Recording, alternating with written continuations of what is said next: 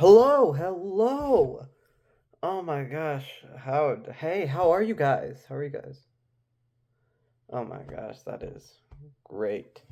Thank you for the opportunity to present my research, Mrs. Miller, Mr. Kessler, Mr. Wayrow, and the rest of the executive board of the Valley Metro.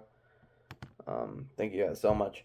My name is Sean Emmanuel Matthias. I am pursuing a dual bachelor's in political science and finance from Arizona State University, and I have chosen to take this direction due to my hatred for bad drivers. I used to live in Chicago where public transit used to be the norm, and when I lived in Chicago, you could take the L to anywhere part of the city. You could even take the L all the way to Milwaukee.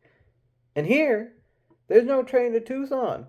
I have to drive all the way to Maricopa just to take the train. There is no reliable bus system outside of Tempe. So when I see a bad driver, I can't be like, go take the bus. Instead, I have to be like, you know what, Grandpa? You keep driving. And I want to have better drivers on the road, and I want to have more options to get around. I believe my research would be of value to you guys, as I've taken the research that you guys have done, I've taken the research that other researchers have done, I've compiled it in an argumentative format to to present to those who don't believe in public transit.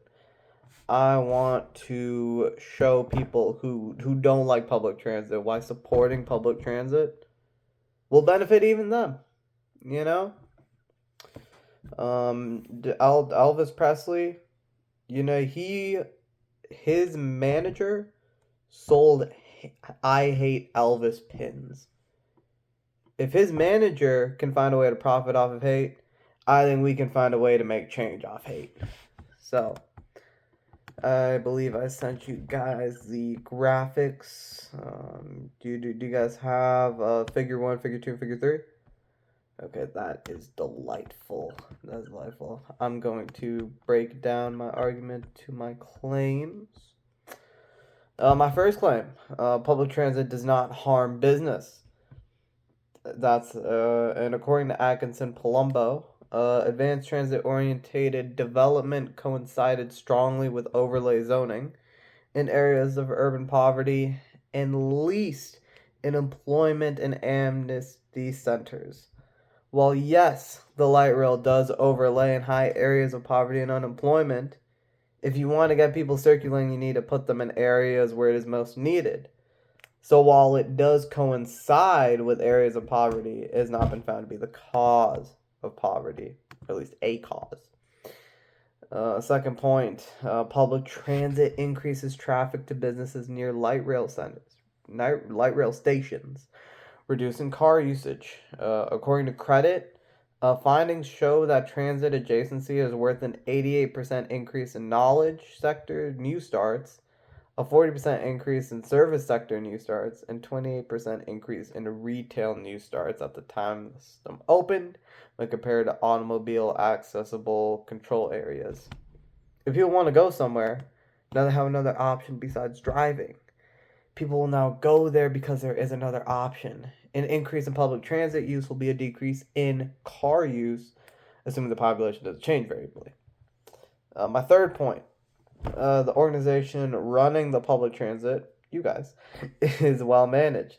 According to Catcherside, the Valley Metro experience is proof that with the proper leadership, will, and determination, change is possible. With public funds and government agencies, there's often speculation of mismanaged funds. The research shows that your very own does not engage in this behavior. Your own study: people use public transit when it is available. According to the Valley Metro, more than one-fourth of all riders say they use the Valley Metro city bus and light rail service, which is an increase from 23% in 2007. Public transit in the valley has been steadily increasing since the creation of the Valley Metro, and thus people have been using the services more and more. And when people use more public transit, that's less car usage. and therefore, when it is there, people will use it. Next, when public transit is not available, car usage increases. According to your own study, alternative service users appear to use these transportation options for a much wider variety of trip purposes than those who use dial a ride. The other uses being taxi cab drivers. The lack of transit forces those without a car to use a car anyways, which increases traffic. An increase in public transit increases satisfaction, according to Pfeiffer. Life satisfaction is associated with neighborhood planning. Planning strategies that may increase residents' opportunities for higher life satisfaction include engaging with communities to better understand and plan for parks that meet residents' needs, and enhancing neighborhood walkability. Walkability is being able to get from place to place without a car. An increase in walkability, i.e., carless infrastructure, leads directly to a higher life satisfaction.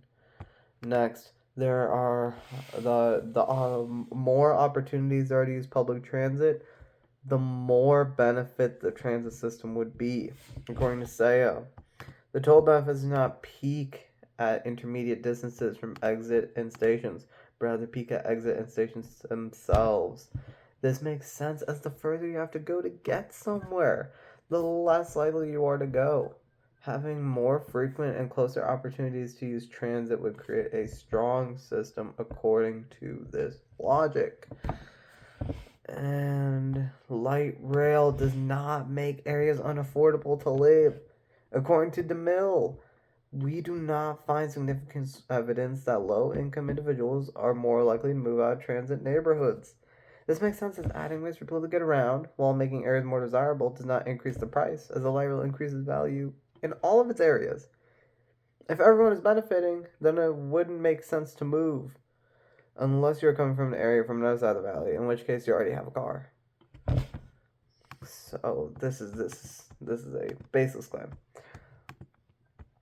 And let's go into the graphics. Me personally, I really love these graphics, as it shows the past, the present, and the future of the Valley Metro. And it really encapsulates the history and what this board is trying to achieve. I have a lot of admiration for the board. I have a lot of admiration for the Valley Metro. And I am eternally grateful for this opportunity. As you can see, it started with just one line, and now it's progressed to a 2-line system. And eventually, there will be 4 lines within this system. This is beautiful. This is innovative. This is something that we need, and we need more of it. Because if we want to get bad drivers off the road, if we want to reduce traffic in the Valley Metro, if we want to create a better, cleaner Phoenix for tomorrow, then we need to increase public transit. Thank you and have a great day.